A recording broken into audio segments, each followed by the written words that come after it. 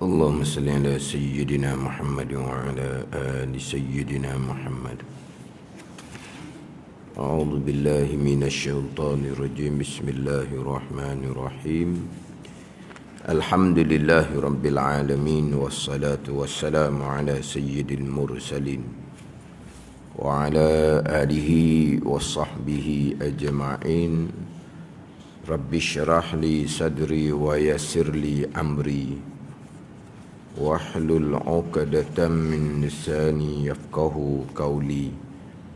سبحانك لا علم لنا إلا ما علمتنا إنك أنت العليم الحكيم. ولا حول ولا قوة إلا بالله العلي العظيم. Kitab Hidayatus Sibyan, muka surat 2, baris yang keempat daripada atas. Qala al-muallifu rahimahullahu ta'ala wa nafa'ana bi'ulumihi amin. Dan atas segala keluarganya, dan atas segala keluarganya. Ini ataf pada kata atas Nabi yang sebaik-baik manusia, yakni dan rahmat Allah dan salamnya salam Allah atas segala keluarganya, keluarga Nabi sallallahu alaihi wasallam. Ini sambungan terjemahan. Selawat dan salam atas Nabi dan atas keluarga Nabi dan atas sahabat Nabi sallallahu alaihi wasallam. Selawat atas Nabi dan selawat atas keluarga Nabi sallallahu alaihi wasallam sebagaimana yang diperintahkan oleh Nabi sallallahu alaihi wasallam. Qulu Allahumma salli ala Muhammad wa ali Muhammad. Qulu, kata olehmu, Nabi perintah, Allahumma salli ala Muhammad wa ali Muhammad. Ini hak Nabi perintah kepada kita berselawat, Allahumma salli ala Muhammad wa ali Muhammad. Adapun tambah sayyidina itu ditambah oleh ulama kemudian, yang mana dalam mazhab Syafi'i kitanya afdal kita tambah sayyidina, dipanggil sulukul adab. Atas jalanan kita nak beradab dengan Nabi sallallahu alaihi wasallam. Kemudian satu jalanan lagi ni sulukul ittiba', atas jalanan ikut semata-mata sebagaimana yang diperintah oleh Nabi, jangan duk tambah-tambah lah. Itu ittiba' semata-mata. Hak Nabi perintahnya qulu Allahumma salli ala Muhammad, tak ada sayyidina. Kita nak beradab lah tambah sayyidina. Hak beradab ni ikut Nabi, hak Nabi suruh beradab dah tu. Nabi yang suruh seumpama tu kan. Nabi suruh Allahumma salli ala Muhammad. Hak tu hak Nabi suruh. Tak beradab lagi. Beradab lah tu hak Nabi suruh. Itu atas pandangan ittiba', ikut semata-mata, jangan duk tambah-tambah. Itu khilaf di kalangan ulama, afdal tak kita tambah sayyidina ataupun jangan tambah sayyidina. Dalam mazhab Syafi'i kita Asy-Syafi'iyah, Hanabilah, Syafi'iyah, dia ada empat mazhab. Syafi'iyah, satu laginya Hanabilah ke Hanafiyah, kita ingat dah. Afdal tambah sayyidina. Tapi dalam mazhab Syafi'i kitanya afdal tambah sayyidina. Setengah pandangan mazhabnya tak sunat tambah sayyidina, tu bid'ah. Apabila dia adakan perkara yang tidak datang daripada Nabi SAW, akan tertolak. Sebagaimana Nabi SAW bersabda, man ahdasa fi amrina haza ma laysa minhu fahuwa raddun. Mengada-adakan, menambah-nambahkan, raddun, ditolak. Tu atas masing-masing lah. Cuma dalam mazhab Syafi'i kitanya, afdal tambah sayyidina. Ada balah benda gitu, terpulang kepada kita. Nak tambah ke, tambah-tambah ke, terpulang ada jalanan. Tambah kerana nak beradab, tambahlah Muhammad, bubuhlah sayyidina. Kan sekarang ni kan, kalau kita dengar dalam khutbah Jumaat tu, sayyidina wa qudwatina wa uswatina, banyak tu Muhammad, baru tambah Muhammad. Ada ni. Jadi tambah banyak situ. Tu terpulanglah nak tambah sayyidina ataupun tambah sayyidina. Mana tambah sayyidina atas jalan beradab. Tak tambah sayyidina atas jalan littiba', ikut sebagaimana yang Nabi suruh. Allahumma salli ala Muhammad, tu Nabi suruh. Tak ada kata qulu Allahumma salli ala sayyidina Muhammad. Tak ada. Tak tambah-tambah lah. Ikut Nabi sallallahu alaihi wasallam. Ni sebagai contoh ni. Sebagai contoh. Di tempat kita maklumlah. Selepas daripada selesai memberi salam imam, disunatkan berpaling kepada sebelah kanan. Maknanya apa panggil apa ni, sisi kanan kita kepada makmum, sisi kiri kita kepada qiblah. Ni hak dalam mazhab Syafi'i kita. Kemudian ada hadis yang lain pula memandang terus kepada makmum. Tu dipakai dalam mazhab Hambali. Tu imam selesai sembahyang terus berpaling kepada makmum, pusing betul benar. Tak ada riwayat. Ini dipakai dalam mazhab Hambali. Dalam mazhab Syafi'i kita hanya berpaling separuh sahaja, dengan bahawa sebelah kanan kita ni kepada makmum, sebelah kiri kita ni kepada qiblah. Betul benar lah ni, betul benar. Jangan buat malu-malu pula tu imam. Tu imam ni buat malu-malu, dia pusing sikit je. Kenapa malu sangat? Pusinglah betul benar. Cuma pusing ni tu imam nak pusing masa mana? Setengahnya amalan tutup guru, dia pusing ketika baca Allahumma antas salam, wa minkas salam, dia pun berpusing bergerak. Kita makmum pun barulah ubah kedudukan kita. Kalau nak ubah kedudukan lah, ubah kedudukan, bukan ubah tempat duduk. Makmum jangan lari dari tempat yang sama. Sebab selama mana makmum berada di tempat yang sama, selama itulah malaikat akan istighfar kepada hak duduk di tempat yang sama. Jangan bergerak, jangan berpindah tempat. Bila nak berpindah tempat? Apabila contohnya nak semayang sunat ba'diyah, pindah tempat. Selagi tak pindah tempat, selagi itu malaikat akan istighfar kepada orang makmum yang tidak berpindah tempat. Dulu-dulu banyaklah berlaku berpindah tempat. Sebab apa? Dia kata rapat sangat, speak, dia kata. Sekarang ni tak ada alasan dah, duduk renggang-renggang dah 1 meter. Ada setengah tu makmum tu baru duduk belakang. Dia pun buka kipas. Dah belakang kipas tak buka kan, sebab makmum tak ada, dia pun buka kipas. Kalau masa duduk pondok, tegur marah. Mahal sungguh dia. Kipas sutir tu untuk dia. Kita kipas sutir depan untuk ramai-ramai. Mahalnya. Banyak mana dia bayar elektrik masjid ni? Tegur marah. Dan orang lain satu kipas depan kan, ramai-ramai. Bila dia pindah ke belakang, kipas tak ada. Dia pun buka kipas untuk dia seorang. Tegur belebeh. Kita pakai sekipas ramai-ramai depan. Dia ni untuk dia seorang pasang kipas untuk dia seorang. Yang lari daripada depan ni kenapa? Tegur marah. Ada besen gitu. Besen nak lari duduk belakang. Jangan berpindah tempat. Cuma terkadang makmum ni nak ubah cara duduk tu. Duduk tawarruk tu dia tak selesa contohnya.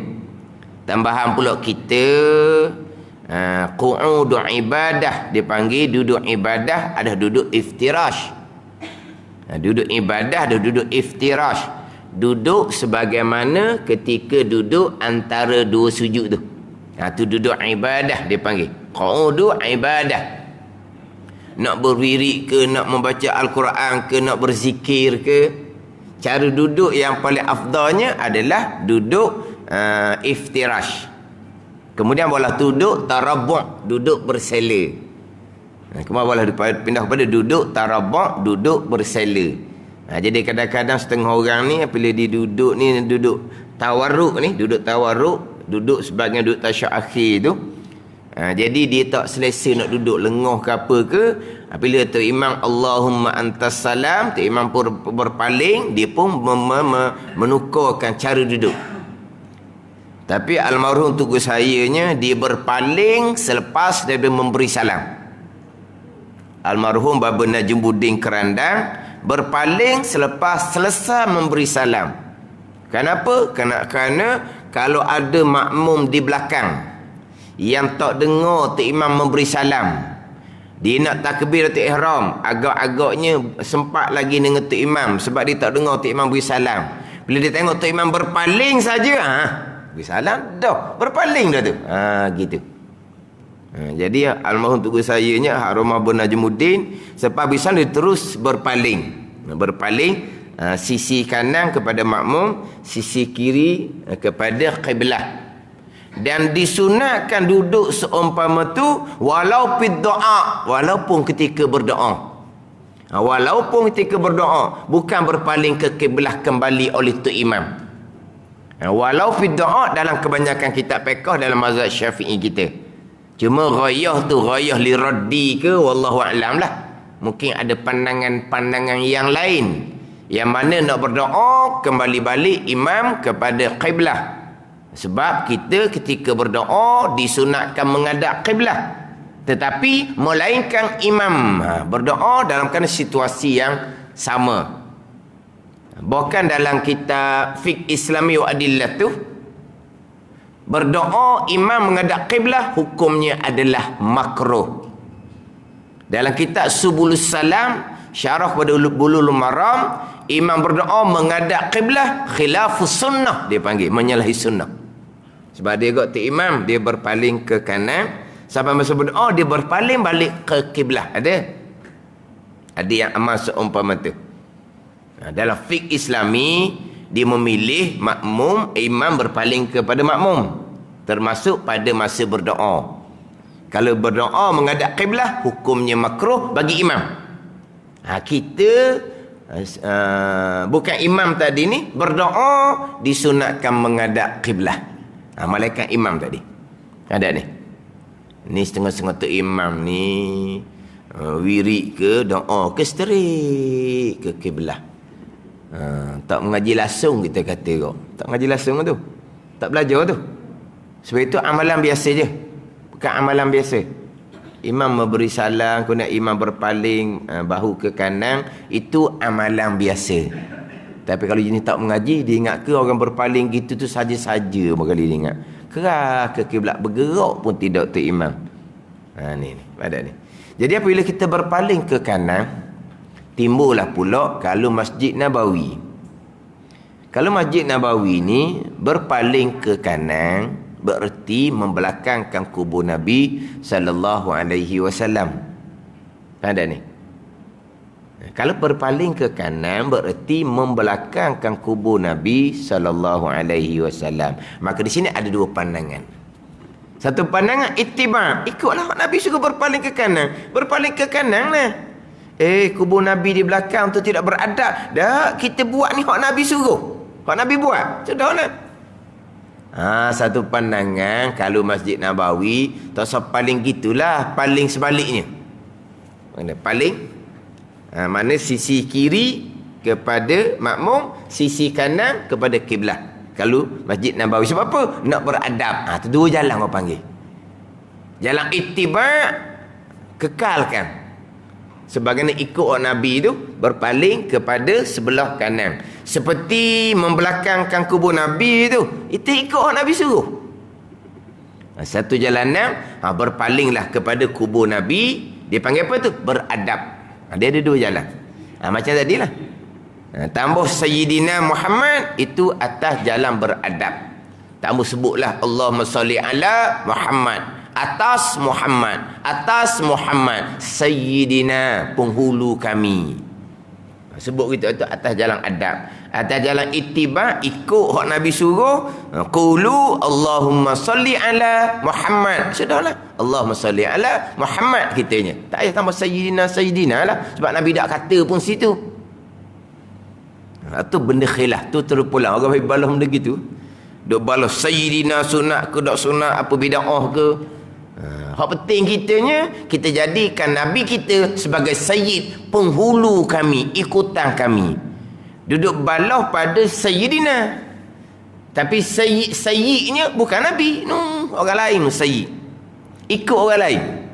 Baik bukan ikut Nabi SAW. Duduk balah sunat tak tambah Sayyidina. Apa dia Sayyidina? Penghulu kami, ikutan kami. Ikut betul tak ke Nabi SAW? Akidah ikut tak akidah Nabi SAW? Sembahyang ikut tak sembahyang Nabi SAW? Kalau Nabi suruhnya sallu kama ra'aitumuni usalli. Sembahyanglah kamu sebagaimana kamu mengetahui cara aku sembahyang. Mana cara Nabi sembahyang? Dalam kitab-kitab karangan ulama-ulama muktabar warasatul anbiya, pewaris-pewaris Nabi. Sembahyang tak sebagaimana Nabi sembahyang. Sayyidina semayang pakai ikut sendiri-sendiri. Tu masalah. Kemudian bab ketaatan batin ni ikut tak Nabi SAW. Nabi Sayyidina penghulu, ikutan kami, tapi hati takabur, hati riak, hati ujub, hati hasad. Sayyidina pun dah gitu. Jadi setakat duk balak, sunat ke tak sunat tambah Sayyidina. Hak besarnya, betul tak kita jadikan Nabi ikutan. Sayyidina, penghulu kami, ikutan kami. Nabi ni, ikutan kami. Mana apa? Akidah pun kami berakidah dengan akidah Nabi SAW. Sembahyang pun sebagian sembahyang Nabi SAW. Hati pun ta'ah sebagian Nabi SAW. Tu, hak wajib. Nak tambah ke, tambah ke Sayyidina, lidah masing-masing. Lidah masing-masing. Tapi sedap juga tengok orang ada balah benda gitu. Kata tak ada kerja sungguhlah. Gitu dia balah. Jadi hak Nabi perintahnya, qulu Allahumma salli ala Muhammad wa ali Muhammad. Doa kerahmatan atas Nabi SAW. Dan doa kerahmatan atas keluarga Nabi SAW. Kemudian atas sahabat Nabi, tidak ada perintah daripada Nabi SAW. Selawat atas sahabat tidak ada perintah dari Nabi SAW. Cuma ulama tambah selawat atas keluarga Nabi dan sahabat Nabi. Sebab apa? Sebab sahabat hak nombor 1 ni adalah Sayyidina Abu Bakar radhiyallahu anhu, yang bukan di kalangan Bani Hashim dan Bani Muttalib. Maka ditambah dengan wasahbihi, dan selawat atas sahabat Nabi sallallahu alaihi wasallam. Lepas tu dalam kitab kita ni, wassalatu wassalamu ala khairil anami wa ala alihi. Dah tambah wa ala ashabihi dah. Wa ala sahbihi tidak. Hanya wa sahbihi atau kepada alihi. Sebab apa? Sebab memang tidak ada datang perintah dari Nabi selawat atas sahabat. Tapi tadilah sahabat Nabi yang terkemuka adalah Sayyidina Abu Bakar radhiyallahu anhu, tapi bukan di kalangan Bani Hashim, Bani Muttalib. Maka ditambah pula kepada selawat atas keluarga, atas sahabat Nabi sallallahu alaihi wasallam. Kemudian kita balik kepada selawat atas Nabi sallallahu alaihi wasallam. Selawat atas Nabi sallallahu alaihi wasallam terutama sekali hari dan malam Jumaat. Itu terutama sekali. disunatkan perbanyakkan selawat dan salam atas Nabi sallallahu alaihi wasallam pada hari dan malam Jumaat. Perbanyakkan hak selawat semua. Perbanyak ni nak kata kita ni perbanyak sekurang-kurangnya 300 kali. Tu sekurang-kurangnya 300 kali. Dan ada hadis daif dalam kitab Ihya Ulumuddin, sesiapa yang berselawat hari dan malam Jumaat 80 kali diampunkan dosanya selama 80 tahun. Itu hadis daif tu adalah hadis cerita berkaitan kelebihan selawat dan salam ke atas Nabi sallallahu alaihi wasallam hari dan juga malam Jumaat. Kemudian selawat salam, perbanyakkan selawat salam ni hari dan malam Jumaat lebih afdal daripada membaca Al-Quran lagi. Membaca Al-Quran yang kita maklum selebih-lebih zikir. Tetapi hari Jumaat, malam Jumaat lebih selawat lagi ke atas Nabi daripada membaca Al-Quran, melainkan Al-Quran yang datang warid hak berkaitan dengan hak Jumaat. Mana Al-Kahfi, yang tu lebih Al-Kahfi hak tu lebih daripada selawat. Maknanya selawat pada hari dan malam Jumaat lebih afdal daripada membaca Al-Quran yang tidak datang warid dari Nabi SAW dengan khusus hari Jumaat contohnya. Hak khusus-khusus tu hak tetap dah. Macam kita kata hak khusus, zikir hak khusus. Quran hak khususnya macam kafi. Zikir hak khususnya selepas sembahyang. Ada zikir hak khusus. Tu lebih afdal dari selawat. Hak lepas sembahyang kan, hak tu zikir hak khusus dah.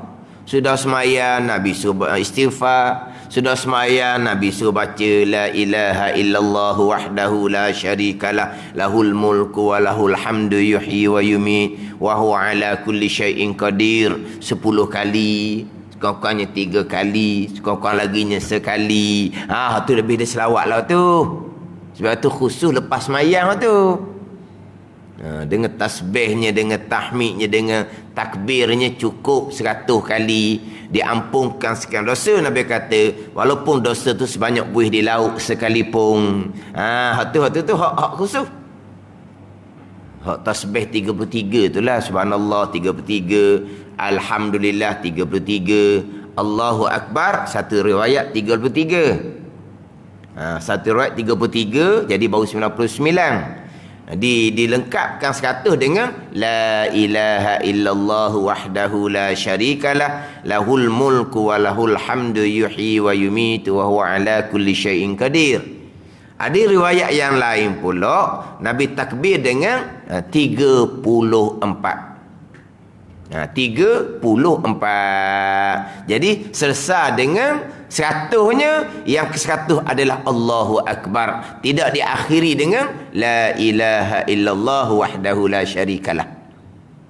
Kalau kita takbirnya 34, kita akhiri pula dengan la ilaha illallah wahdahu la syarikalah, tu tak ada datang daripada hadis Nabi sallallahu alaihi wasallam. Jadi kita jadi 101 kali pula jadinya.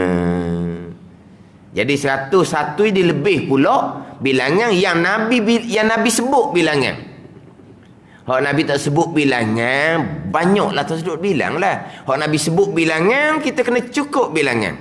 100.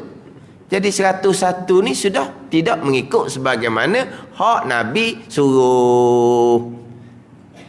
Satu pandangan, lebih tak apa, jangan kurang. Memanglah hak Nabinya 100. 101 tak apa. Tu dia ada khilaf pula situnya. Pada ni. Jadi hak ni hak khas dah, khusus dah lepas semayang. Tak ni nak bandinglah dengan selawat, lebih hak ni lah. Lebih hak bacaan selepas daripada sembahyang. Selain daripada tu, hari dan malam Jumaat selawat lah selebih-lebih zikir. Ada ni. Kalau Al-Kahfi, tu memang dah. Tu ditetapkan. Maknanya kelebihan hak hari Jumaat.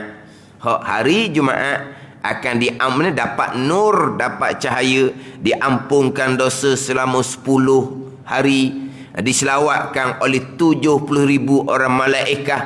Kalau kita baca malam Jumaat sampai kepada subuh, tu kelebihan orang yang membaca suratul Kahfi pada malam Jumaat. Pada malam Jumaat diampunkan dosa 10 hari. Seminggu 7 hari je. Ekstra tambahan 3 hari. Ada ni.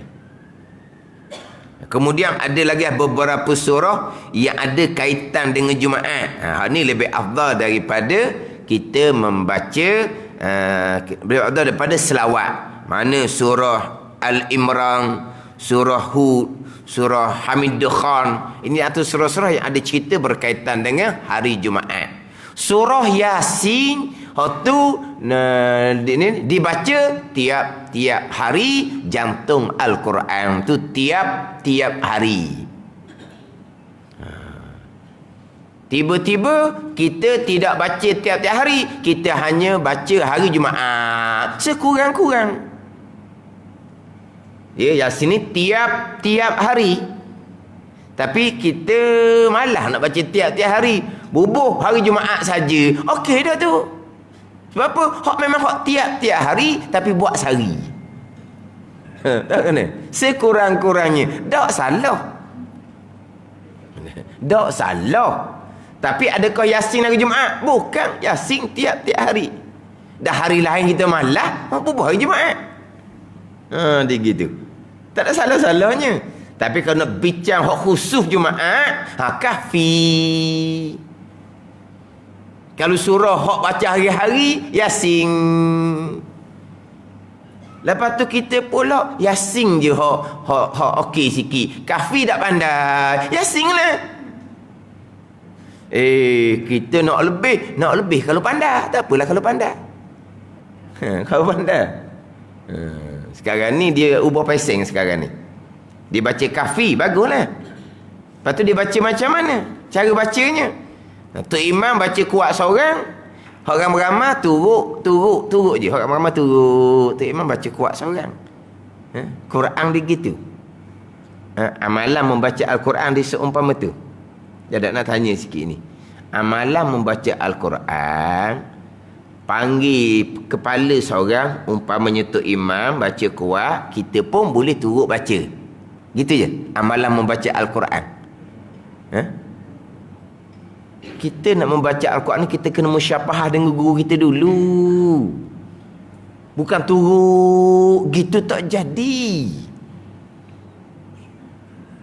Dia pelik kadang-kadang hak dereba tu, hak kepala tu orang ahli dalam Al-Quran. Dia ahli dalam Al-Quran. Adakah dia Al-Quran ni dengan turut ke dengan belajar dengan guru? Dia pandai Al-Quran, belajar dengan guru. Dia nak bawa orang ramai, bukan dengan dia ajar supaya turut bacaan dia. Betul tak kaedah dia belajar dan kaedah dia amal bawa orang? Lari je tu. Kaedah dianya, dulu dia belajar dengan guru. Dia baca Al-Quran, dia hafal Al-Quran dengan guru. Siapa yang dah beramal, dia bawa orang turut belakang dia. Turut, saya baca kuat seorang. Gitu ke masa dia dapat ilmu Al-Quran? Tu kata pelik. Patutnya kalau imam tu ahli Quran, dia tahulah bahawa Quran ni bukan jenis turut, kena belajar. Kadang-kadang tu imam ni buat seumpama, sebab apa tu imam buat gitu? Diarahkan oleh jatah kuasa masjid, dia kata. Dah jatah kuasa masjid, erti tak Quran? Tak erti-erti pun, yang untuk orang jahil buat apa? Dia kata, keputusan jatah kuasa masjid, arahkan tu imam malam Jumaat, baca Kahfi kuat, lepas tu dituruti oleh ahli jemaah. Keputusan jatah kuasa masjid, hak jahil Quran, ikut buat apa? Kita boleh nak buat gitu. Hak ramai-ramai tu hak mengaji dah. Hak mengaji dah. Ada ni, hak mengaji dah. Boleh lah buat gitu. Tapi kita maklumlah orang kita ni Kahfi, Yasin belum tentu lagi. Yasin belum tentu lagi. Faham tak ni? Bukan kata Kahfi, Yasin. Ke mana? Jangan. Ustaz. Dibaca Yasin tepi mak dia. Ustaz, mak dia orang biasa je, mak dia. Tapi orang tua lama, Yasin duduk dada. Orang tua lama ni, walaupun bukan ustazah, anak dia ustaz, dia pun baca Yasin. Marah mak dia. Kamu ni baca Yasin apa gitu? Dia marah anak dia. Nak baca Yasin itu salah ke? Ustaz tu kena bawa ke mak dia. Baca Yasin doktor. Ni badan ni. Kalau pasal orang dulu tak apa, Yasin duduk dada. Ustaz dia pun kena sound ke mak dah. Sebab apa? Baca Yasin tak betul. Yasin boleh tak betul, tak tahu lah orang sekarang. Sungguh ni. Ni kisah orang puan lah. Geruk Yasin. Kat ada sini geruk Yasin. Dia ada baju kurung yang pesen boria. Atau pesen boria tu baju kurung hok dibeli satu ni apa panggil? Satu kayu, satu apa tu? Satu kayu. Dan tu segulung tu lah, satu kayu dia panggil tau. Jadi jemaah grup dia tu macam boria lah, sama je baju kurung. Grup dia ni. Saya mengajar kadang-kadang ada hari tu kurang separuh. Bagaimana tak ada hari ni? Dijemput baca Yasin. Tinggal mengaji nak pergi baca Yasin. Hak jemput ni kapung lain-lain lah, sebab dia ni memang grup baca Yasin. Memang grup baca Yasin lah. Bukan baca Yasin malam 10 Syakban, bukan. Hak grup baca Yasin. Maka dijemput ke mana-mana baca Yasin. Timbullah ada kalangan ahli grup dia ni, kita ni kena cari tok guru seorang ni, periksa bacaan Yasin puak kita ni betul ke tak ni. Ada seorang hak cari penyakit. Cari penyakit tu. Bacalah Yasin, boleh makan, boleh minum, boleh ada kan. Cari penyakit nak cari tok guru. Nak pastikan bacaan Yasin puak kita ni kiranya betul. Panggillah ustazah seorang. Bila panggil ustazah, dalam ramai grup Yasin tu sebahagian kecil saja yang berani. Sebahagian besarnya tak mari. Dijemput baca Yasin, pergi baca Yasin, kuliah pun tinggal. Tapi bila dipanggil untuk memperbetulkan baca Yasin, lari. Mari sebahagian kecil sahaja. Bacalah sebahagian kecil. Ustazah tu pun ngiling kepala. Macam ni puak kamu baca Yasin, kena betul seorang-seorang, ustazah tu kata.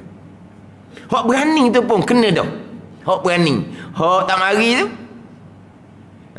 mari tu, tak mahu cari nyakit. Hak berani tu cari nyakit. Tak jadi nyakit. Kalau kita beramal sendiri, tak ada salah ni ustazah tu kata. Cuba kalau kita baca seorang, salah? Tak salah lah kita baca seorang. Untuk kita baca seorang nak salah bila? Ke mana? Faham tak tu? Baca seorang tak salah lah. Baca depan guru, tok guru yang salahkan. Lepas tu kata jangan cari tok guru, jadi salah kita. Kita baca sendiri tak salah. Tu hak guru Yasin tu ustazah boleh kata gitu. Baca Yasin gini berat ni, kena betul balik seorang-seorang ni. Itu cerita grup Yasin dah. Ni malam ni 10 Syakban, hak tak pernah mari masjid, suruh baca Yasin ramai-ramai, tu imam baca kuat seorang, hak lain turun. Ni salah berlaku kaedah ni. Tak boleh buat gitu. Hak ahli jemaah ni waktu di masjid pun belum tentu lagi betul je Yasin. Ni hak mari masjid setahun sekali nak suruh baca Yasin. Jangan mari ramai malam 10 Syakban lah. Tutup pintu molek, tutup pintu. Buat halaqah molek. Buat halaqah dulu. Apa ni, nak baca Yasin ke? Nanti dulu, buat halaqah dulu. Kita nak perbetulkan bacaan Fatihah masing-masing. Itu boleh jadi. Nak cara baca Yasin mari setahun sekali. Orang dulu sungguh Yasin tu duduk dada ngaji dengan ilmu dengan tok guru, boleh lah.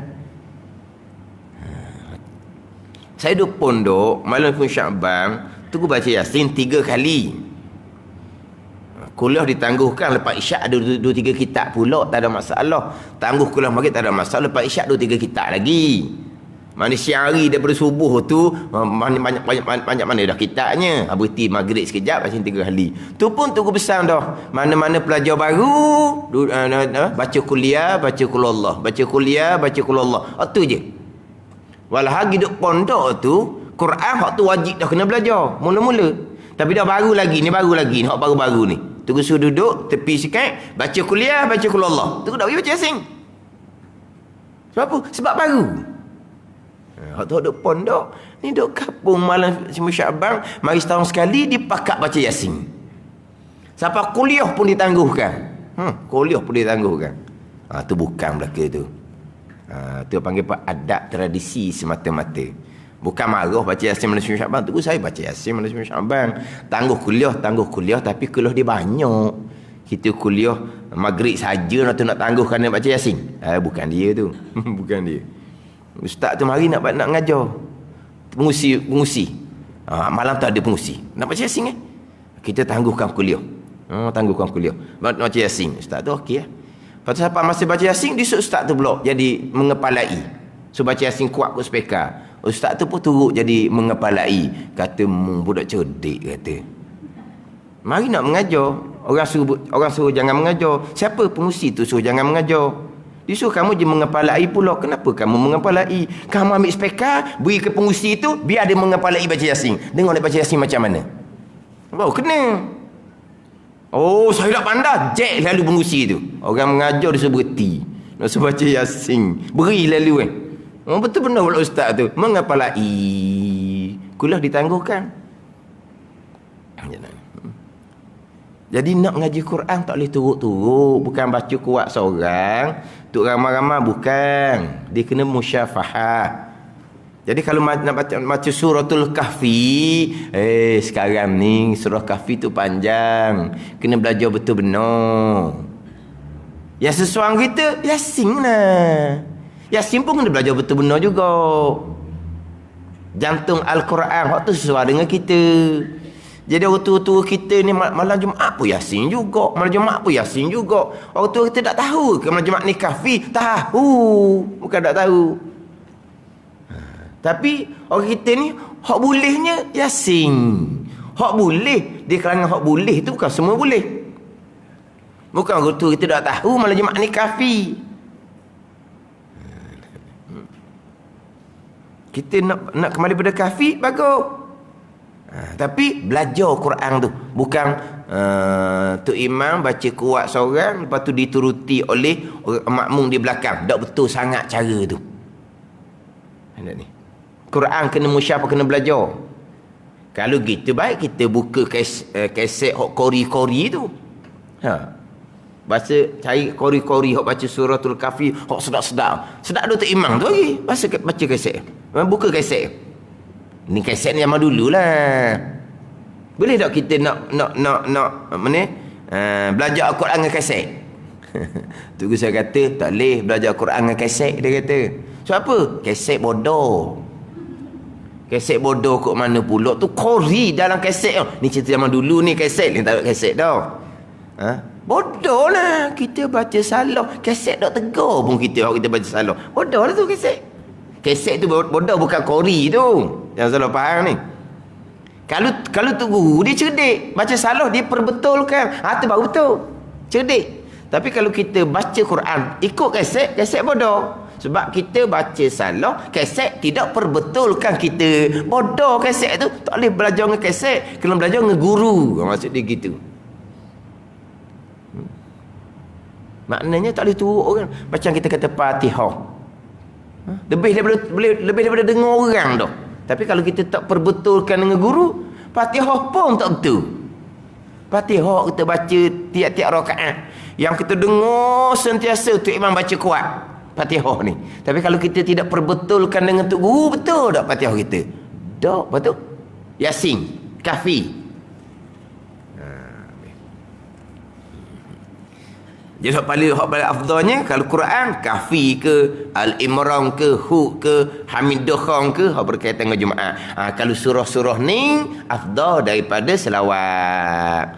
Adapun surah-surah yang lain lebih afdal selawat lagi daripada membaca Al-Quran yang tidak datang warid khusus dengan Jumaat. Gitu. Nak cerita kelebihan selawat hari dan malam Jumaat. Yang mana Tok Khatib khutbah yang kedua pesang tiap-tiap minggu. Ni hari apa ni bagi? Dalam khutbah tu lah. Hari penghulu segala hari, perbanyakkan selawat atas Nabi sallallahu alaihi wasallam. Kemudian datangkan ayat ya ayyuhallazina amanu sallu alaihi wasallimu taslima. Wahai orang-orang beriman, berselawatlah kamu. Quran perintah. Kalau depan ramai-ramai tu senyap je. Quran perintah pada siapa tu? Wahai orang-orang yang beriman, berselawatlah kamu. Dah kita beriman ke dah? Beriman, selawatlah sekali. Senyap, klik.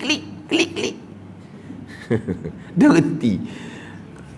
Nak kata dah reti ayat Quran kata apa, Tok Khatib terjemah pula lepas daripada baca ayat tu. Tok Khatib baca ayat ya ayyuhallazina amanu sallu alaihi wasallimu taslima tu.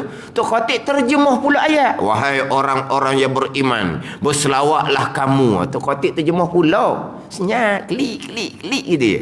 Ada depan selawatlah. Jadi Tok Khatib tiap-tiap minggu pesan semua supaya selawat. Sebab apa? Hari dan malam Jumaat selawat paling afdal. Lepas tu Tok Khatib pesan semua sampai peringkat orang kita ni Tok Khatib tak pesan selawat khutbah yang kedua. Orang perempuan tahu dah khutbah kedua pesan selawat. Tak pergi jemaah pun tak dengar di speaker masjid khutbah kedua kan Tok Khatib pesan sama selawat sebelum berdoa. Habis pesan selawat Tok Khatib pun berdoa kan di penghujung khutbah yang kedua. Jadi tiap-tiap minggu Tok Khatib pesan selawat. Kalau Tok Khatib tak pesan, ada orang beranggapan tak cukup rukun khutbah. Dia ingat ke pesan selawat tu rukun khutbah sampai gitu lalu benar. Itu bukan rukun khutbah. Bukan rukun khutbah. Sampai satu peringkat Tok Khatib khutbah kedua, pesan selawatnya belum, terus berdoa. Tegurlah seorang Tok Imam, Tok Khatib pesan khutbah belum tu. Tok Khatib pun sedar, dia pun berhenti doa, dia pun pesan semula ya ayyuhallazina amanu sallu alaihi wasallimu taslima. Pesan selawat semula, undur balik. Mudah-mudahan Tok Khatib berdoa selesai sembahyang Jumaat selesai berdoa. Tok Imam ni Tok Khatib ni jemputan. Tok Khatib ni bercakap dengan Tok Imam, Allah saya lupa tadi nak pesan selawat. Tok Khatib jemputan pun tak tahu pesan selawat tu bukan rukun pun. Tok Khatib pun tak tahu. Tok Imam ni punya cerdiknya dia minggu depan dia ceramah pula. Khatib yang hari ni kena pastikan hukum khutbah tu tahu. Apa hukum khutbahnya? Pesan selawat. Itu bukan hukum khutbah. Di hukum khutbah awal-awal lagi dah. Khutbah pertama, khutbah kedua dimulai dengan alhamdulillah, satu rukun.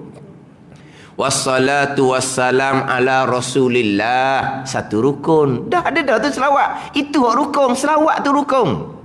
Khutbah pertama pun rukun, khutbah kedua pun rukun. Pesan selawat bukan rukun, tapi nak ceritanya oleh kerana tiap-tiap minggu Tok Khatib pesan selawat, ada wasalah faham, dia ingat ke pesan selawat tu rukun, dia ingat bukan.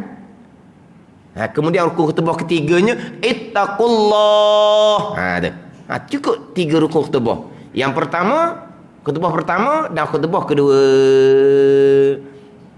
Kemudian khutbah pertama baca satu ayat Al-Quran, Qul huwallahu ahad. Selesai rukun khutbah, duduk. Tak ada lah Tok Khatib buat kita nak ceritanya. Rukun khutbah pendek je. Khutbah kedua pula alhamdulillah wassalatu wassalam ala rasulillah, rukun khutbah yang kedua. Ittaqullah, rukun khutbah yang ketiga. Rahimakumullah, doa. Cukup rupa tepat, sudah. Aqimus salah, qomat. Tak ada seminit siap berkali. Kejut orang. Tapi nak ceritanya, hak rukun adalah berselawat di awal khutbah pertama dan kedua. Pesang selawat bukan rukun, tapi oleh kerana Tok Khatib pesang tiap-tiap minggu, terkadang orang salah faham.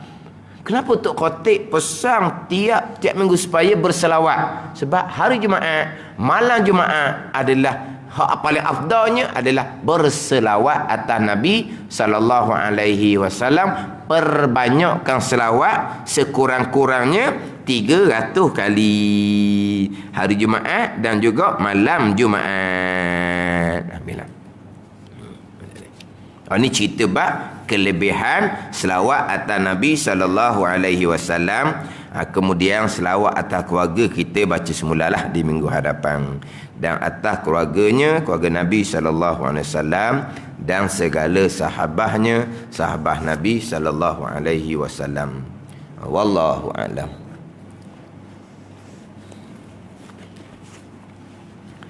Ini kitab Hidayatus Sibyan, muka surat 16, petok yang kedua daripada atas. Petok yang kedua daripada atas. Qala al-muallifu rahimahullahu ta'ala wa nafa'ana bi'ulumihi amin. Iaitu 21 syarat ditakbir dengan bahasa Arab. Ditakbir dengan bahasa Arab ni bagi orang yang kuasa dengan dia, dengan takbir dengan bahasa Arab. Dan jika tiada koma situ, diterjemahkan, tu jawab dia. Kena berhenti molek, jangan langgar tempat berhenti tu. Hak Rumi mungkin dia ada buat koma tau. Buat koma tak? Dan jika tiada, lepas tu dia pun koma. Bagi tu dah Rumi. Tak ada koma? Tak ada koma? Tak ada koma situ. Kalau baca seterik kau peninglah kitanya. Dan jika tiada diterjemah akan dia. Jika tiada diterjemah, maksud apa? Dan jika tiada diterjemah akan dia, dia kena berhenti. Dan jika tiada, yakni tiada kuasa dengan bahasa Arab, jawabnya diterjemah akan, yakni nescaya diterjemah akan dia. Jika jawab dianya diterjemah, dia kalau jawab biasanya nescaya atau jawab dia. Apabila bergang-gang nescaya, jika bergang-gang nescaya, itu jawab dia panggil. Sini, dan jika tiada, apa tiadanya? Jika tiada kuasa dengan bahasa Arab sebab baru masuk Islam contohnya, jawabnya diterjemah akan dia, maknanya apa? Nescaya diterjemah akan dia akan takbir dengan barang apa bahasa ada ia. Dia dok koma deh. Dia tempat-tempat koma, tempat-tempat titik ni kena betul tak betul, makna tak kejupanya. Kan orang hak ngaji Quran kan dia penting sangat bab wakaf ibtidak tu. Nak berhenti di mana, nak mula di mana, tu penting tu. Cuma sekarang ni ada Al-Quran yang dia ni ada warna tau. Wakaf ibtidak tu senanglah sikit. Sebab kalau tempat tu ada tandaan wakaf tu lebih afdal daripada wasal ke apa dak kilat tu nya. Bolehlah kita habis nafas kita berhenti situ. Tapi kalau panjang, memang tak akan sampai di ujung berhenti tengah tu. Kita terhenti di tengah tu. Mana terwakaf lah di tengah tu. Kita bukan nak wakaf. Di situ bukan tempat wakaf pun. Kita bukan nak wakaf pun. Kita habis nafas. Okey, kita nak ibtidak, nak mula di mana? Tu. Mula daripada awal semula. Pakai duduk situ dah gerak lah jawapan dia. Kita terpaksa ibtidak di tengah. Kat mana kita nak mula? Ni. Sekarang ni ada Quran wakaf ibtidak. Mudahlah sikit. Dulu sampai peringkat orang ngaji Al-Quran ni digalakkan belajar ilmu nahu ke, digalakkan belajar. Sebab apa? Sebab nak mengetahui, kalau terhenti di tempat yang bukan tempat wakaf, kita nak ibtidak, nak mulanya di mana. Kena kata kena ngaji jugalah ilmu nahu contohnya. Sebab kadang-kadang ya baca Quran sedap. Terhenti tu terhentilah bila kita tak ada nafas. Ibtidak tak betul. Ibtidak tak betul terkadang boleh berubah makna. Ibtidak tu penting tu. Bukan ada ibtidak yang qabih. Kena ingat pula situ. Mana ni? Nak mula tu. Nak mula tu macam mana? Ni kadang-kadang memang dia terhenti ayat di tengah. Lepas tu dia ibtidak. Tak kena ibtidak ambil situ. Mana apa ni? Tak tahu langsung lah makna-makna ayat Al-Quran tu. Tak erti langsung bahasa Arab. Masalah juga. Sebab dia bergantung pada makna tu sendiri. Kita dah terhenti, kita nak mulanya di mana? Contohnya. Tak semestinya kita kena undur sedikit. Terkadang boleh teruskan. Terkadang kita kena undur sedikit. Tapi tidak semestinya undur sedikit. Kena tengok tempat lah. Itu kata nak ibtidak. Wakaf ibtidak tu penting. Ini samalah kitab kita ni. Mana tempat koma, mana tempat titik tu penting. Kalau tempat koma, tempat titik tak betul, ayat kitab kita tak akan reti pun. Sini nak baca macam mana ni. Dan jika tiada diterjemahkan dia, apa benda pula? Dan jika tiada, berarti situ tiada apa? Tiada kuasa takbir dengan bahasa Arab. Lepas tu macam mana? Diterjemah akan dia. Ini nescaya diterjemah akan dia akan takbir dengan barang apa bahasa ada ia. Gitu. Jadi kita bicara sekarang berkaitan dengan 21 syarat bagi rukun takbiratul ihram. 21 syarat ni kejut kita bunyi banyak. Tapi bunyi banyak pun hak kita buat dah. Dengan bahasa Arab. Kan ada? Takbir dengan Allah Maha Besar. Ada? Tak ada. Bahasa Arab lah kita takbirnya. Cuma macam mana? Kalau kita berhadapan dengan mu'allaf. Mu'allaf. Dia bawa masuk Islam. Kita pun sampai masuk sembahyang. Okey, sembahyang. Sembahyang. Yelah. Ikut kami sembahyang lah. Ikut kami sembahyang. Kami mula dengan Allahu Akbar. Pandai tak kata? Tak pandai kawan tu. Cuba kata Allahu Akbar. Tak pandai. Kita pun terjemah kepada dia. Bahasa mana? Bahasa kita pun boleh. Bahasa dia pun boleh. Walaupun dia, kalau kita kata contoh, dia orang Cina, dia ada bahasa Cina dia. Kita suruh dia takbir ikut bahasa Melayu. Dia pandai ikut bahasa Melayu. Boleh je lah. Dengan barang apa bahasa adik ia, walaupun bukan bahasa orang tu sekalipun. Walaupun bukan bahasa dia sekalipun. Dia orang Cina, bahasa Cina. Dia nak takbir ikut bahasa Melayu, boleh. Dia nak takbir ikut bahasa orang putih, boleh. Mana-mana bahasa, walaupun bukan bahasa orang yang lemah tu sendiri. Lemah daripada takbir dengan bahasa Arab. Ada ni. Ni hak takbiratul ihram. Tak kuasa diterjemahkan. Adapun kalau Fatihah, kalau takbir pun tak kuasa dengan bahasa Arab, Fatihah lagi tak kuasa. Lepas tu macam mana ni? Selepas ada takbir nak kena baca Fatihah. Pastilah hak mu'allaf yang baru masuk Islam, sekejap baru masuk Islam ni, takbir pun dia tak reti kok bahasa Arab. Fatihah lagi tak reti. Diterjemahkan. Ambil Quran terjemah, suruh dia baca terjemah. Tidak boleh. Apabila tak boleh nak baca Fatihah dengan bahasa Arab, dia tukar kepada zikir. Mana zikir? La ilaha illallah. Pandai tak sebut la ilaha illallah? Pandai. Tadi dia mengucap asyhadu an la ilaha illallah. Tak, dia mengucap pun bukan dengan asyhadu pun. Dia mengucap dengan bahasa dia. Tak apalah bahasa dia pun. Dah pandai dah nak kata la ilaha illallah.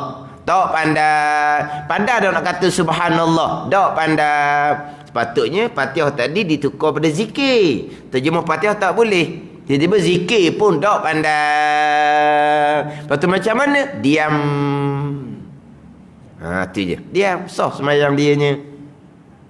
Kalau dia pandai berzikir, pandai sebut la ilaha illallah, dia kena ulang la ilaha illallah sekadar ayat suratul Fatihah. Mana kita pesan ke dia, ketika baca Fatihah kuat tu, kamu baca la ilaha illallah, la ilaha illallah, la ilaha illallah, biar banyak gitu.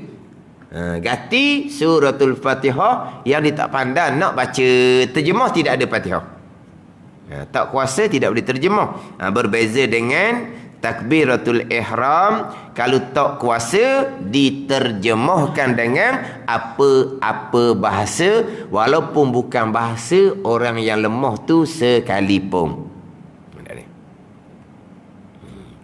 Mana kena sembahyang lalu dah? Kena sembahyang lalu dah.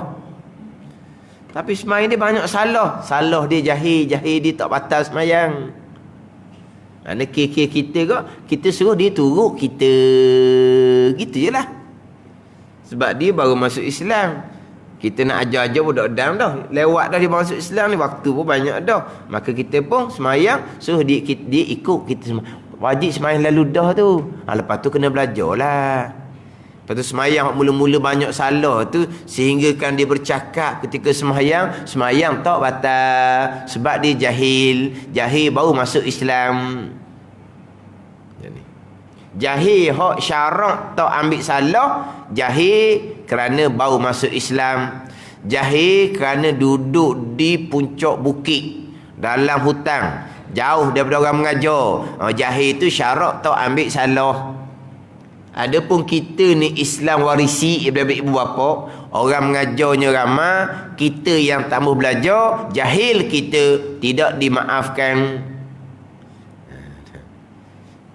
Jahil yang dimaafkan hak baru masuk Islam ni, sehingga kan dia terbuat perkara yang kalau kira tu batal Islam buat gitu tu. Contoh, dia lalu kok depan Tuhan lama dia tu, dia hanggup pula sekali lagi situ. Teringat dengan hak lama. Jangan buat gitu. Sikit-sikit pun dah boleh? Tak boleh. Tapi dah dia jahil, syarak tak ambil salah. Kerana dia jahil baru masuk Islam. Ni kalau jahil kita hak tak belajar tu tak maaf. Cuma kadang-kadang ada jugalah benda yang halus-halus sangat dalam hukum agama, yang mana terkadang kita ni terlepas pandang, tak tahu. Jahil itu pun dimaafkan juga. Dimaafkan dengan bahawa semayang sah, jahil itu salah. Hak biasa saya ceritanya hak berkaitan dengan perempuan tu lah. Hak sekbeng tu bergelepar lah orang perempuan. Baru ni pula cerita dalam hak Terengganu FM. Sekbeng rebah orang perempuan. Rebah. Tak ada sekbeng. Ni sekbeng ni. Ni sekbeng. Bukan anak rambut. Anak rambut tu hak ni tepi-tepi kan anak rambut. Hak tepi-tepi ni anak rambut. Ni bukan anak rambut ni. Anak rambut dia pendek, ni bapak ni. Bapak ni bukan anak. Ada ni. Sebagaimana rambut kepala sama dengan sekbeng, dia akan panjang sama panjang je. Dia sama je. Hak kepala ke, pipi sekbeng ke, misal ke, janggut ke, sama saja. Dia akan panjang. Hak ni je hak tak panjang ni. Ni bulu mata dengan bulu kening tak panjang. Faham tak ni? Tak panjang tu. Kenapa? Ni nak cerita bahawa ada Tuhan yang mengatur. Ni ada Tuhan yang mengatur. Padu takdir lah. Dia pergi cukur ni. Nak jadi Tok Sami. Rupuan awak cukur dulu tau. Dia tak cukur tau. Dia buat alih tau.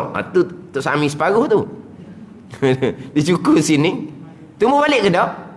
Temu balik tu dia akan berhenti setakat tu juga. Bukan kata ni bulu mata, bulu kening. Bulu mata kat mana? Ni bulu kening. Ni kening. Tukar. Ni kening. Ni bulu mata hak di mata tu. Jadi bulu kening ni dia cukur. Masa dah cukur dia tak panjang. Bila cukur saja dia jadi keluar semula. Ada Tuhan yang buat keluar semula pula. Berarti kau dah tu je. Bukan kata salah cukur kening sekali, lepas dia tumbuh balik, tak berhenti dah tumbuh dia. Tutup semua mata kita. Dak. Ada. Ni kekuasaan Allah Subhanahu wa ta'ala. Ada Tuhan yang mengatur. Sebab tu jadi teratur molek je. Sebab apa? Tuhan yang mengatur. Jadi hak dua ni kening ke bulu mata ke dak panjang. Hak lain sama panjang je, sama panjang je. Sama panjang pula Tuhan buat jadi sama je. Daklah kata tiba-tiba bangun tidur, Allah rambut sampai ke belakang. Dak. Tuhan buat sama je. Itu dalil kekuasaan Allah Subhanahu wa ta'ala. Dalam daging kita tu ada dak rambut. Dalam daging kepala ni, di pipi kita ni, di janggut, di dagu kita ni, di pipi kita ni ada tak rambut dalam tu? Tak ada. Bukan kata terpecah, terbelah kepala, keluarlah rambut di dalam. Tak ada. Lepas tu mari mana? Allah yang mengadakan daripada tiada kepada ada. Ni habis itu buat misalnya. Dalil kekuasaan Allah. Jangan nampak langit bumi saja jauh. Hak di kita. Mana? Rambut dan juga kuku. Ni kuku ni. Keluar. Dalam daging ni tak ada kuku. Padahal kalau kata tangan kita jatuh apa-apa, cabut kuku. Cabut situ je. Bukan kata kita kena tarik kuku panjangnya tu kuku. Sampai sini kuku. Ada. Sini je. Lepas tu keluar mari mana? Tu dalil kekuasaan Allah Subhanahu wa ta'ala. Jadi antara rambut kepala dengan pipi dia tumbuh sama. Cuma kita kalau misal ke janggut ke nak panggil apa? Jambang ke dok keliru. Sebab dia jauh daripada kawasan kepala. Hak ni sideburn ni. Dia keliru dengan hak di sini. Hak di sini ni dipanggil bulu pelipih. Ni bulu pelipih atas ni bulu pelipih. Bulu pelipih ni kepala. Sideburn di bawah ni kawasan muka. Terlepas pandang. Yang mana sideburn ni orang perempuan. Ni nak pakai tudung dia akan bubuh ke belakang belaka. Ni ke belakang belaka. Ada ni. Lepas tu masa berwuduk tak buat keluar pun. Dia ingat ke itu rambut kepala, itu bulu dalam muka, bukan rambut yang tumbuh dalam hak kepala. Nak kira macam mana tu? Ramai mana orang perempuan tak tahu. Lepas tu nak kira macam mana? Masa saya ngaji dululah, dalam kelas-kelas tu seorang dua orang je tahu. Seramai-ramai orang perempuan dah kelas tu seorang dua orang je. Patut lain kau Allah lah gua ustaz saya selama ni memang tak pernah pun. Wak keluar ni tak pernah pun. Apabila bulu yang tumbuh dalam kawasan muka sehelai saja kita tak basuh, tak sah wuduk. Kita maklum kan kawasan muka satu. Bulu, daging dan bulu yang tumbuh dalam kawasan wuduk wajib kena basuh belaka. Daging dan bulu. Daging ni kadang-kadang tumbuh daging lebih di pipi, tumbuh daging lebih di tangan, tumbuh daging lebih di kaki, daging lebih tu jari ke apa ke, wajib kena basuh belaka. Kalau daging lebih tu tumbuh dalam kawasan wuduk, muka ke, tangan sampai ke siku, kaki ke. Dan juga wajib basuh bulu yang tumbuh dalam kawasan wuduk. Hak paling banyaknya bulu yang tumbuh dalam kawasan muka. Ada banyak bulu dalam kawasan muka ni. Termasuk bulu dalam kawasan muka ni, bulu sideburn muka. Tiba-tiba tak basuh. Dalam ramai-ramai tu seorang, dua orang gitu je. Allah lah kata macam mana ni, tak sah wuduk, tak sah semayang, kena qada semayang daripada umur balik masing-masing tua belah kedah. Hak masing-masing tua belah kedahnya. Nak kira warna tu. Masa tu saya pun pergi pondok semata-mata nak tanya masalah ni. Tanya dengan almarhum Tuku Baba Najibuddin Kerandang, macam ni baba ni ramah ni, dimaafkan kerana benda ni benda yang halu-halu. Saya pun berhenti setakat tu je, tak tanya kitab mana. Sebab apa? Rasa lega sangat-sangat. Kalau tidak nanyalah kena qada daripada umur balik. Tuku kata dimaafkan sebab ini benda halu-halu. Yelah kadang-kadang orang dulu dia belajar, perempuan duduk belakang senyap-senyap. Kemudian kalau orang mengajar ni pula, saibeng wajib kena basuh ni saibeng ni wajib kena basuh ni. Umpang tak nampak pun. Hak ustaz tu tunjuk saibeng tu apa dia? Ni kena basuh ni. Kalau kitab lama dia panggil tali tudung. Kitab lama dia panggil tali tudung. Tali tudung ni kena basuh ni. Orang puan tak perasan pun. Itu pun tak sedar. Ramah sungguh. Jarang-jarang je tahu. Walhal saya ingat lagi almarhum mak sayanya, dia berwuduk basuh muka, bukan hak ning almarhum mak saya buat keluar. Hak atas ni pun dia buat keluar. Ni atas ni. Dia panggil tempat andam. Mahalut tahzif. Dia panggil maudhi'ut tahzif. Tempat andam. Faham tak andam? Andam ni makna kalau orang Arab dia cukur. Supaya muka jadi nampak luas, jadi comel bagi orang Arab. Kita rambut kepala ni kan, dia bulat sini, dia akan masuk ke dalam sikit, barulah dia naik ke atas semula, bukan? Faham tak ni? Dia mai ke depan, sikit ni. Ni, mai ke depan. Orang lelaki mula nampak mai ke depan ni. Pasal ada ni. Faham tak? Ni, belah sini ni. Sekarang ni rambut ni kan dia bulat gini, tiba-tiba dia masuk ke dalam sikit. Barulah dia keluar balik. Kan kita masa budak-budak kan, kalau lukis muka orang tu, kata buat bulat muka orang kan. Kalau tu kita buat rambut dia tu kan, kita akan buat rambut dia masuk ke dalam sikit baru keluar balik. Sampai ke di telinga, bukan gitu? Jadi sini masuk semula, ni masuk semula ni. Tahu tak? Ini ni kalau kita nampak masuk ala ke muka balik. Ni memanglah kepala dia pun turun balik ni. Masuk ke dalam semula. Masuk ke dalam je jadi masuk muka dah. Tak masuk ke dalam. Baru dia akan nak keluar balik. Ada ni. Keluar balik. Barulah sampai ke telinga ni. Hak belah atas ni bahagian kepala. Hak belah depan ni bahagian muka. Tapi hak masuk balik ni macam mana ni? Mazhab Hambali itu pun muka wajib kena buat keluar. Mazhab Syafi'i di situ bukan muka, itu kepala sunat je buat keluar. Tapi almarhum mak saya ni nampak sini dia buat keluar, hak sini pun tarik. Nak ni hak ni. Dia tarik. Dan nampak tu keluar rambut Sini tetap dah panjang. Hak ni pun keluar juga. Hak ni sunat. Mazhab Hambali wajib, itu muka juga. Mujur juga tu kata dimaafkan kalau tidak kok.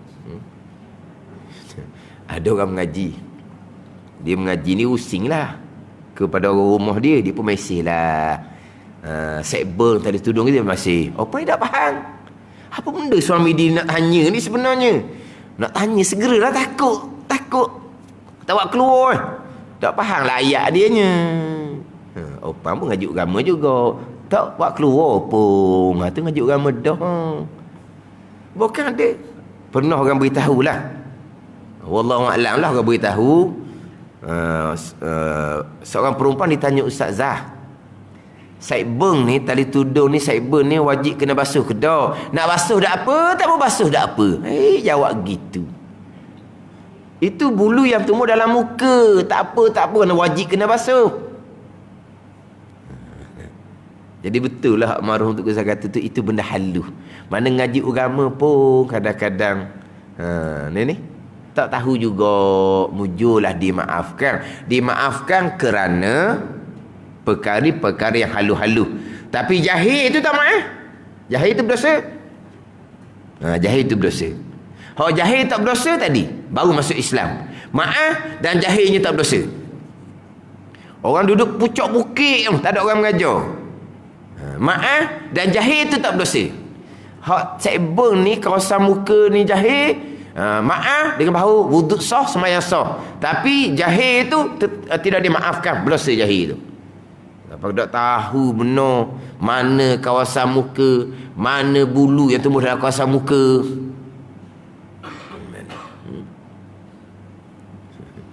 Mengaji bunyi mengaji bab wudu.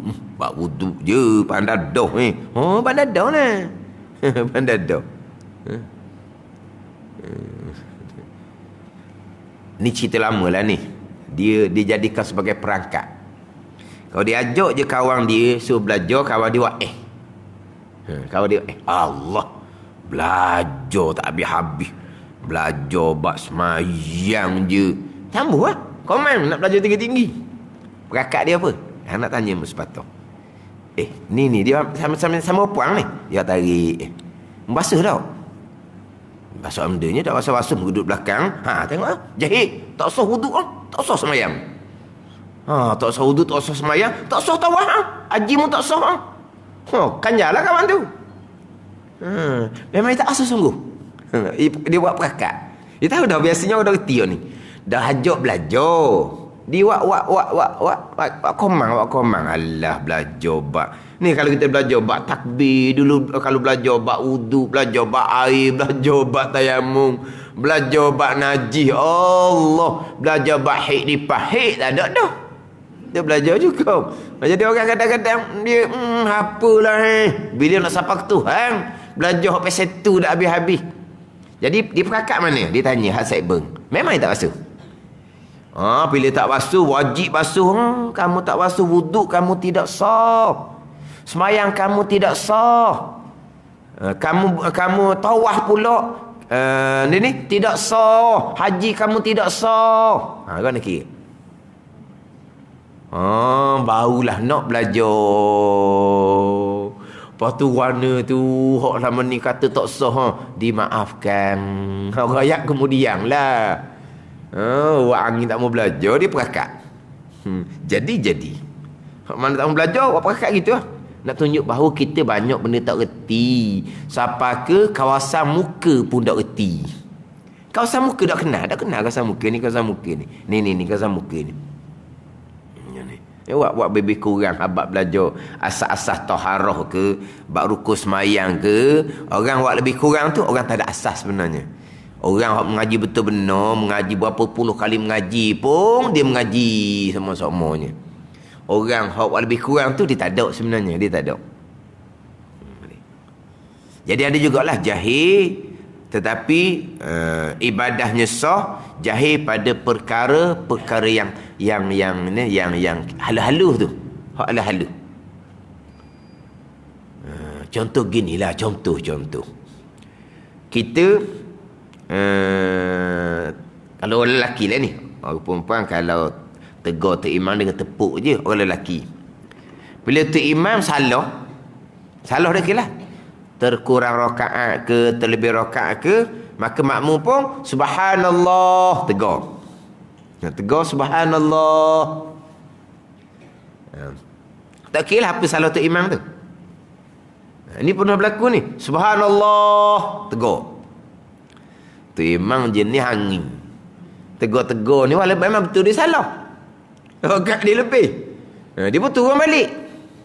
Tapi jenis tu imam ni salah dia macam tak mengaku, tapi dia turun balik. Dia turun balik.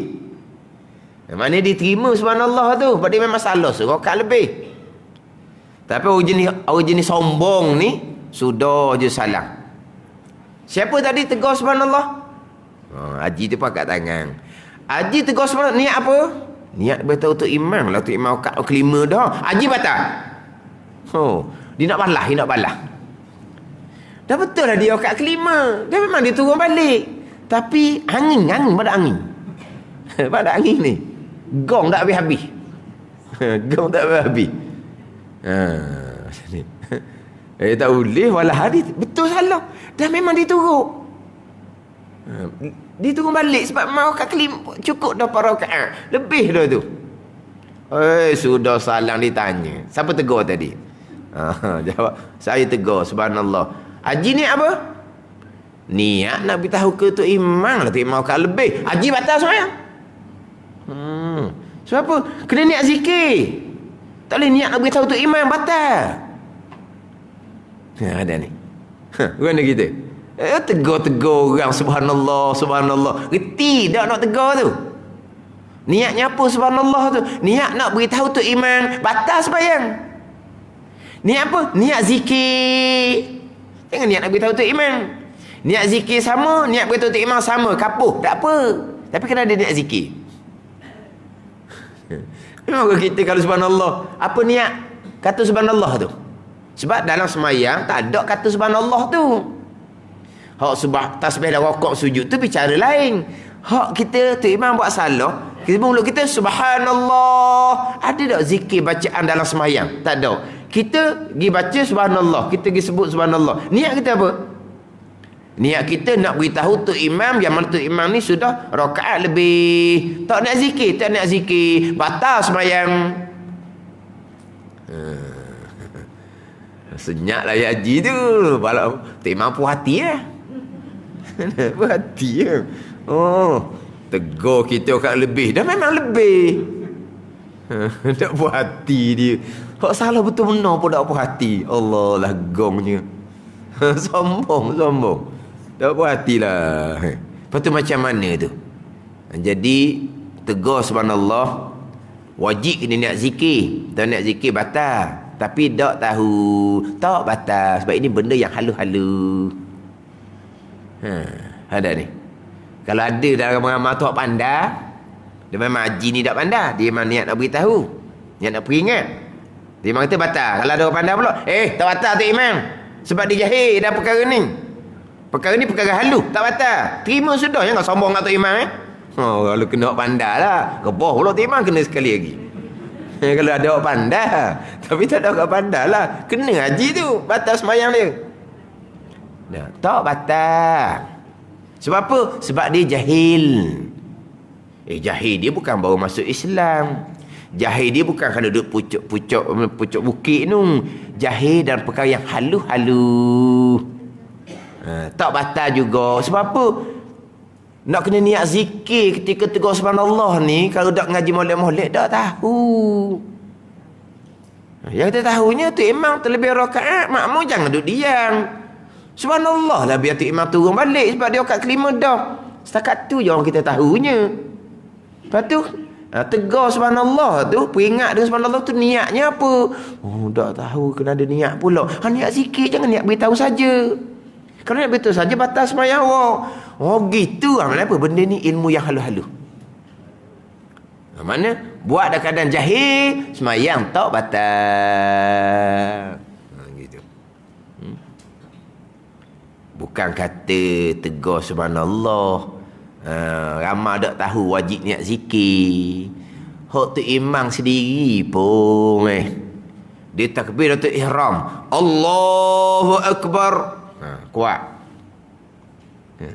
Walah kalau sembahyang seorang diri perlahan. Walaupun sembahyang subuh, walaupun sembahyang maghrib, walaupun sembahyang isyak, yang mana patah surahnya sembahyang seorang diri sunat kuat, tapi takbir seorang diri perlahan, Allahu Akbar, dengar di telinga saja. Pandai ni. Tiba jadi imam takbir ihram, Allahu Akbar. Kenapa kuat? Nak suruh makmum belakang tahu imam sudah memulai sembahyang, tak sah sembahyang. Tak sah, batal sembahyang dia tu. Tak sah daripada awal lagi. Dia takbir dengan kuat. Kuat kenapa? Kerana nak beritahu kepada makmum, tak sah sembahyang. Kuat kenapa? Kerana zikir. Jangan kerana nak beritahu makmum. Cuba tanya Tok Imam hak ni. Geboh pula Tok Imam. Dalam nak ceritanya, nak ceritanya ada ilmu fiqh ni hak halu-halu. Jahil dalam hak perkara halu-halu ni tak batal. Lepas tu takbir intiqalat pula tu, Allahu Akbar, sami Allahu liman hamidah, Allahu Akbar. Kuat. Kuat tu niat apa? Kuat-kuat tu niat kuat sebab makmum tahu batal sembahyang. Gana rebah pula lah situ. Benda halu-halu. Termasuk pula benda yang khilafiyah. ada setengah pandangan, niat beritahu pun tak apa, tak batal-batal. Dah dia tu imam kan. Memang nak suruh orang tahu dia memulai takbiratul ihram sembahyang. Memanglah tu imam dia nak beritahu orang dia berpindah rukun. Memang niat dia takbir kuat, nak suruh makmum tahu. Memang niat dia berpindah rukun takbir kuat kerana nak beritahu. Niat dia memang nak beritahu. Khilaf ulama sampai kata tahu apa? Selain daripada benda ni, benda yang halu-halu dan benda yang khilafiyah. Tak sedut tanyalah tu imam. Susah pula tu imam ni. Duduk tanya ya. Benda yang halu-halu satu, lepas tu benda yang khilaf di kalangan ulama. Memang dalam mazhab Syafi'i kita takbir kuat tu imam tu, takbir kuat mubaligh. Tak kenal mubaligh? Orang Mekah kan dia mubaligh. Tu imam takbir dia pun Allah, tu imam Allahu akbar. Allahu akbar. Mubaligh. Niatnya apa? Niat sama dengan niat zikir. Tak boleh nak beritahu. Begitu lebih kurang lah dengan kuat tu imam tu sendiri. Niat zikir serta niat beritahu tak apa. Jangan niat beritahu kepada makmum sahaja. Tapi nak cerita ini perkara yang halus-halus. Walaupun jahil sekalipun semayangnya tetap sah. Salah buat tapi kada jahil semayang tetap sah. Tambahan pula benda yang khilaf ulama.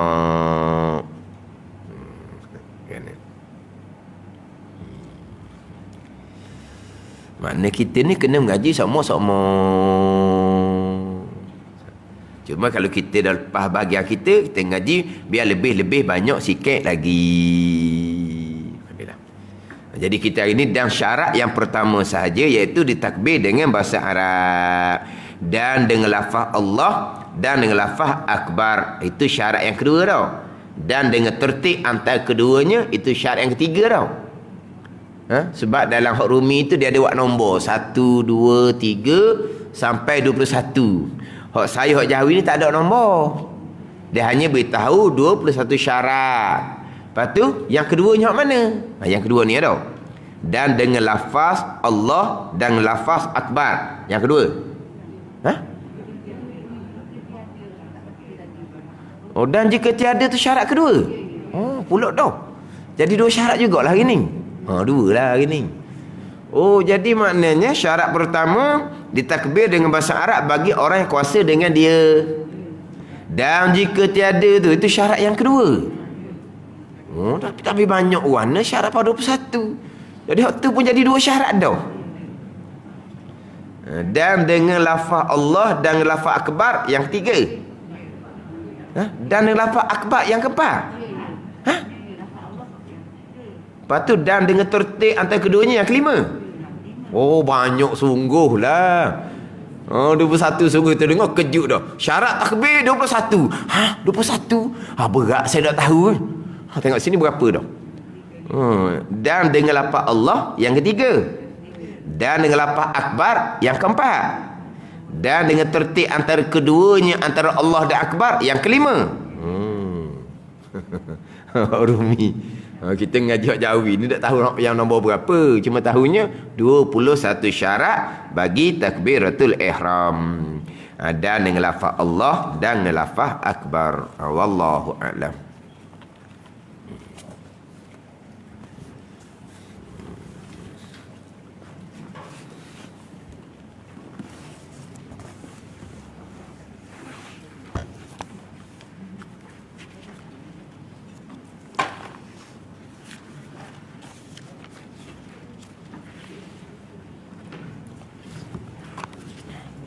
Ini kitab 20 sifat hati yang keji dan yang terpuji, muka surat 28. Qala al-muallifu rahimahullahu ta'ala wa nafa'ana bi'ulumihi amin.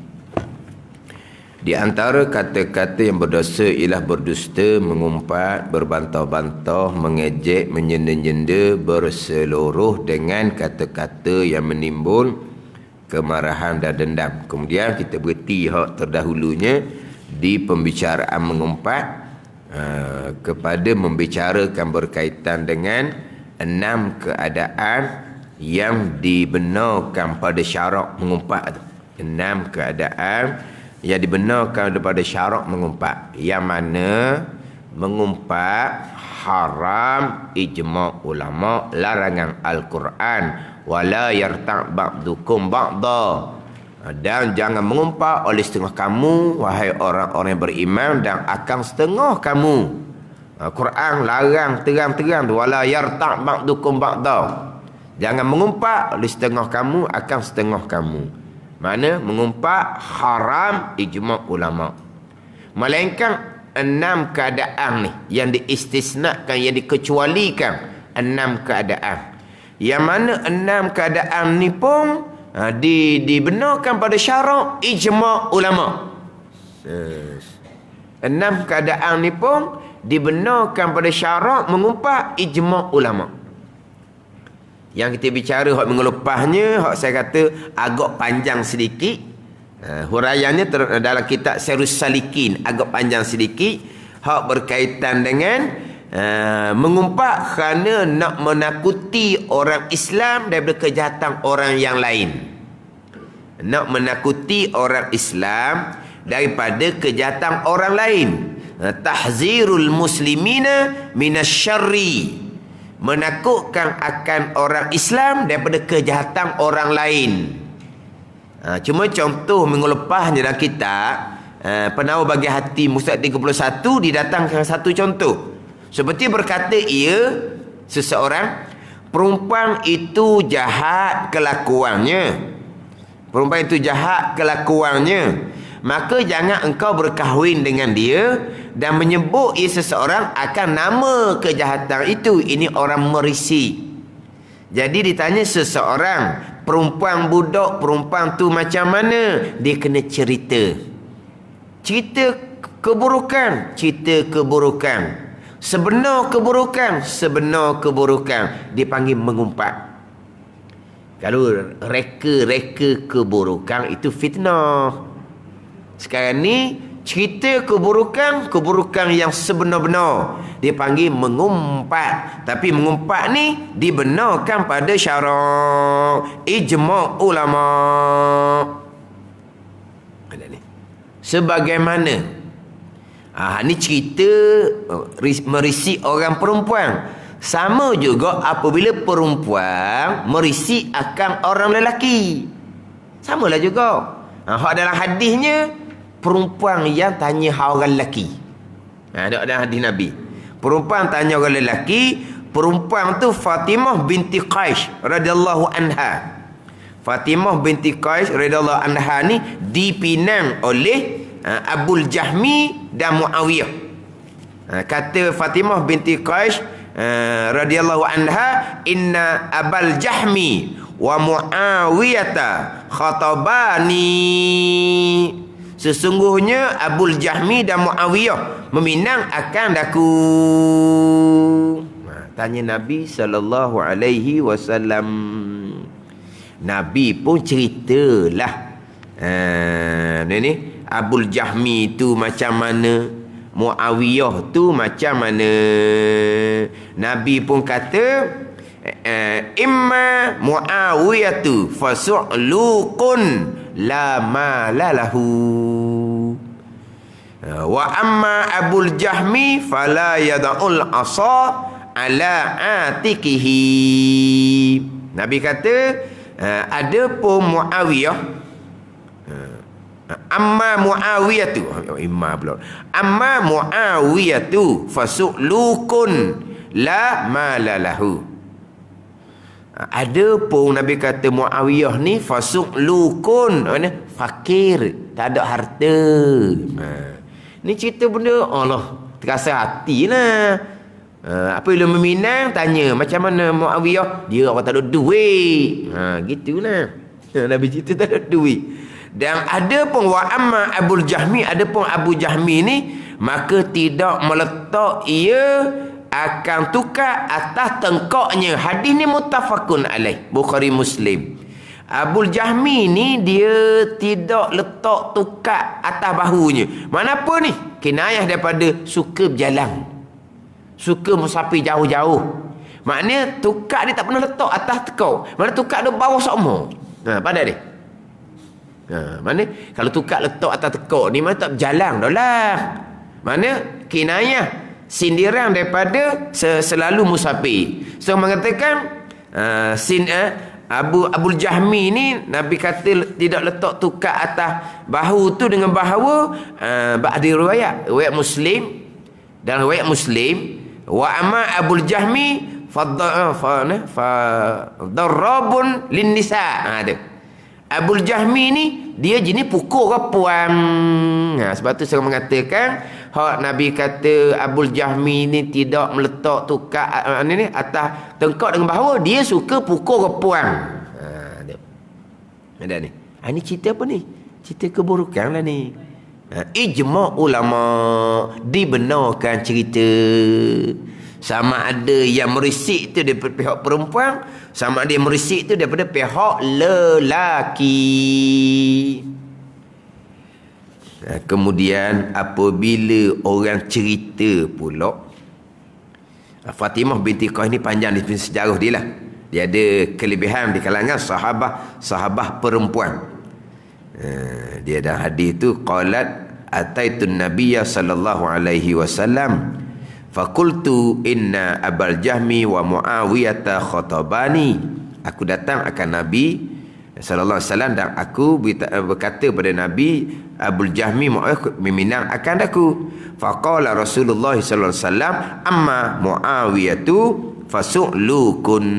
Muawiyah tu orang tak ada duit. Siapa yang cerita ni? Nabi yang cerita. Hadis ni muttafaqun alaih. Hadis sahih Bukhari Muslim. Ijma' ulama. Orang-orang yang merisik kita boleh cerita.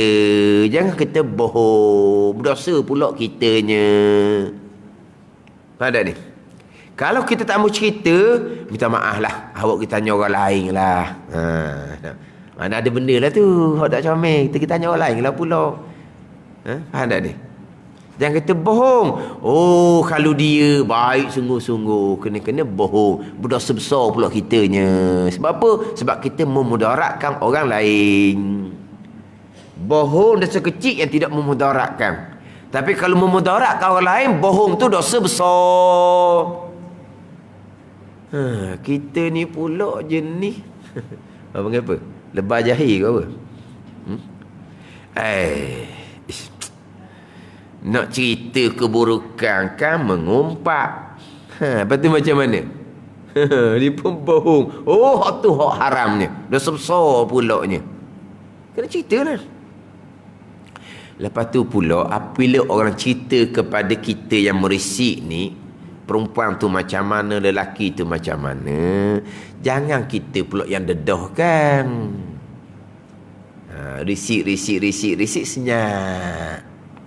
Jadi pihak sebelah tanya pun tanyalah, dah macam mana hak risik hari tu? Jadi ke tak ni? Minta maaf, tak jadi. Sebab apa pula tak jadi? Hak sebelah rumah awak beritahu dah, panggil awak anak awak sebenarnya macam mana. Allah, berkelahilah orang. Jangan begitu. Pada ni kita nak cerita macam mana? Ni terkadang kita perlu helah, terkadang kita perlu dusta di sini. Kita nak cerita betul benar. Ginilah, saya tak jadi merisik itu, jadi tak jadi nak meminang. Sebab kita dapat maklumat daripada orang yang terdekat bahawa anak awak ni, ni dia akan tomoh tu. Siapa orang terdekat ni? Yang bocor rahsia ni. Kita punya suruh anak kita berlakon ketika orang datang merisik tu, Allah, habis berlakon dah. Kalau perempuan kok solehah sangat adanya. Dah ni. Kalau lelaki ke Allah, terlebar mana tak tahu dia tunjuk tu. Lebar sungguh nampaknya berlakon. Tiba-tiba ada orang yang terdekat cerita perkara sebenar. Ni nak cari ni siapa ni. Jangan. Kita pun beritahu lah. Tak jadilah sebab anak saya pun tambah. Kita carilah. Ceritalah macam mana pun untuk mengelak daripada timbul pula tohmahan yang lain. Kita dalam agama ni tidak semestinya kita kena cakap luruh apa? Luruh bendu. Padahal luruh bendu ni orang lakuh semua tu luruh bendu. Ada ketika kita kena luruh, ada ketika kita kena belok sikit. Jangan luru sangat. Tempat luru kita luru. Tempat kita kena hello sikit, kita hello sikit. Jangan luru benda. Mana luru benda ni? Luru benda ni kan orang lakoh. Habis orang lakoh. Dah luru benda. Jangan pula kalau kita pula yang cerita, sianu yang cerita anak kamu ni sebenar seumpama tu. Hak tu pergi kepada mengapi-apikan pula tu. Apa ni, namimah, mempelagakan orang pula tu.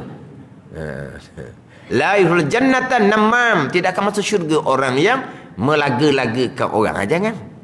Kena jaga pula situ. Bahagian kita yang dapat dah ceritaan yang sebenar, maka kita pun tak jadi meminang.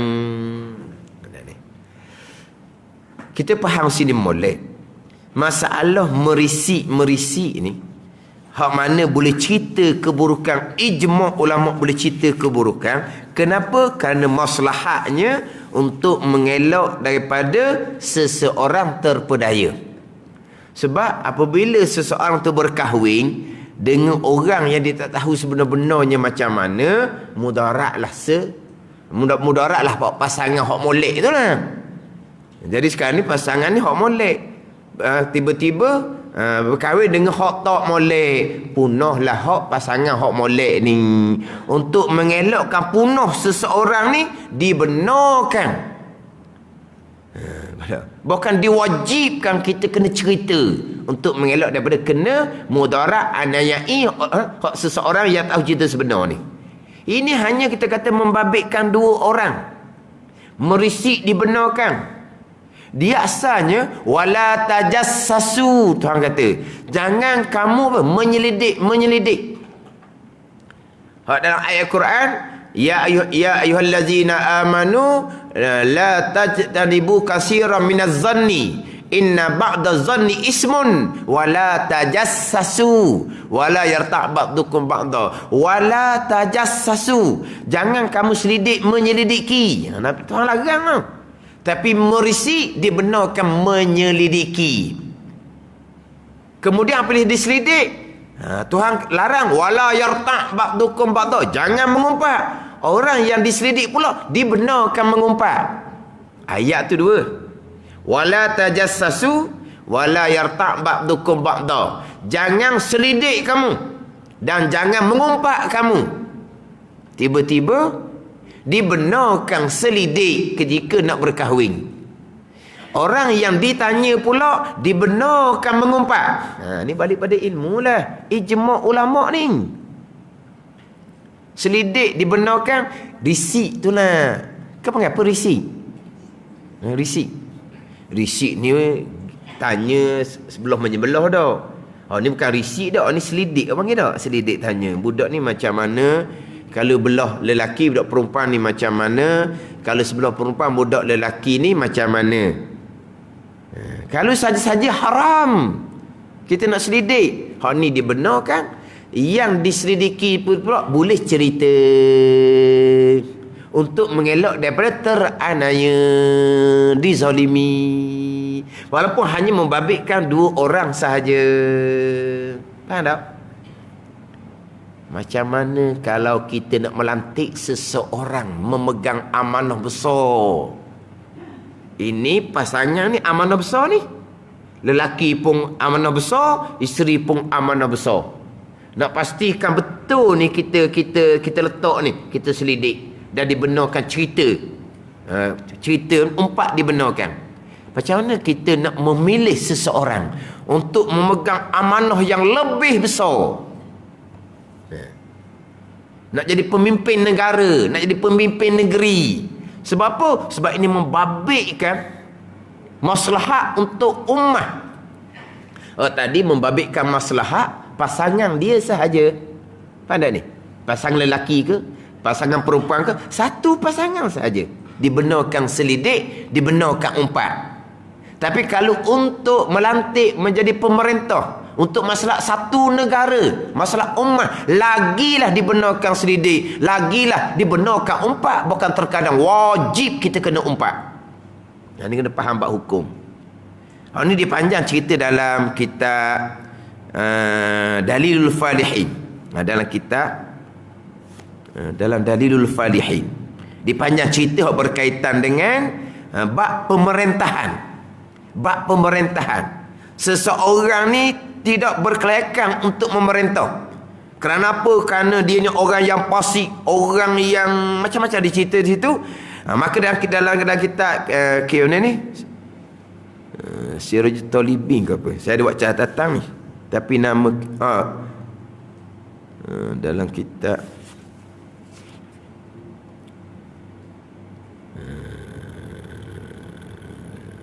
dalam kitab Dalilul Falihin, syarah kepada Riyadhus Salihin, hak berkaitan dengan bab pemerintahan ni.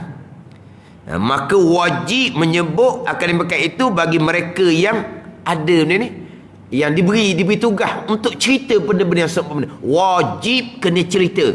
Seseorang ni orang fasik, orang yang terbabit dengan rasuah, orang yang terbabit dengan kejahatan ni, terbabit dengan kejahatan ni, kena cerita. Wajib kena cerita. Tapi apa yang cerita tu panggil apa? Umpat. Ini umpat yang wajib. Sebab apa? Sebab untuk maslahat umum. Merisik ni hanya untuk maslahat pasangan seorang sahaja. Dibenarkan merisik dan dibenarkan umpat. Tapi untuk maslahat satu negara, ini pernah timbul pada satu ketika tu, umpat yang dibenarkan pada syarak. Oh, orang ni berkata, mana ajaran karuk ni, mana ada umpat yang dibenarkan? Pusing orang jahil yang ulah. Bukan kata dibenarkan, bahkan wajib kena cerita untuk maslahat. Sebab masyarakat umum tak tahu, tapi kena cerita benda sebenar. Kalau tak sebenar, dia panggil fitnah. Benda yang sebenar kena cerita. Sebab apa? Terkadang apabila ada kekuasaan, kesalahan tersembunyi, disembunyikan. Bila tahunya, lepas jatuh, barulah tahu bagai-bagai kejahatan. Biasalah, mana-mana negara pun sama. Lepas jatuh, barulah terselah bagai-bagai kejahatan penyelewengan. Sebelum ni terselindung sebab ada kekuasaan. Bagi orang yang mengetahui perkara tersebut, wajib dia kena cerita, dibongkar. Wajib didedahkan kepada masyarakat, biar masyarakat tahu kejahatan. Biar masyarakat tahu kejahatan untuk melepaskan ummah daripada kemudaratan. Ini hanya merisik dua orang sahaja, untuk maslahat seseorang sahaja. Merisik, nak pastikan yang meminang itu orang baik, dibenarkan risik dan dibenarkan umpat. Faham tak ni? Bila timbul kata dibenarkan umpat apa semua, mana ada hukum? Ini hukum karuk pun ni, tak ada hukum. Orang jahil yang bercakap. Orang agama yang berkenaan, senyap tak kata apa. Tak ada ni. Itu semua ada dalam kitab belakang. Dan kitab Dalilul Falihin, dalam kitab Sirajul Talibin, dia ada cerita berkaitan dengan hak menakuti orang Islam daripada kejahatan orang lain. Contohnya kita mana berarti masalah merisik. Tapi kita faham situ. Merisik ni hanya untuk seseorang dengan seseorang dibenarkan. Selidik dan dibenarkan umpat. Ni sama telah pula untuk menyerah tugas untuk tadbir negara. Hak tu lagilah. Kalau suruh tugas pada mereka yang tidak amanah, kok faham-faham lah. Faham-faham lah. Tahunya bila? Tahu dah tapi tidak terselah. Lepas tak ada kuasa, barulah terselah bagai-bagai kejahatan. Hak terselah, hak terbongkar. Lepas tu hak tidak terselah, tidak terbongkar.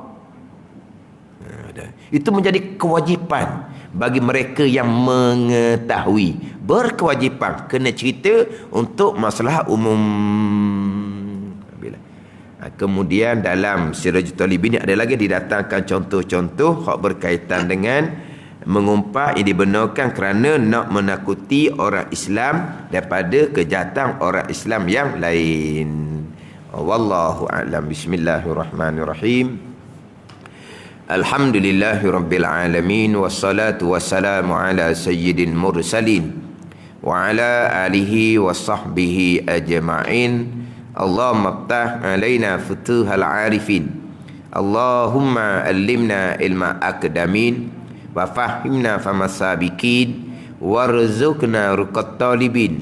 Allahumma zidna ilma wa alhiqna bis salihin, Wa sallallahu ala sayyidina Muhammad wa ala alihi wa sahbihi wa sallam. Walhamdulillahi rabbil alamin.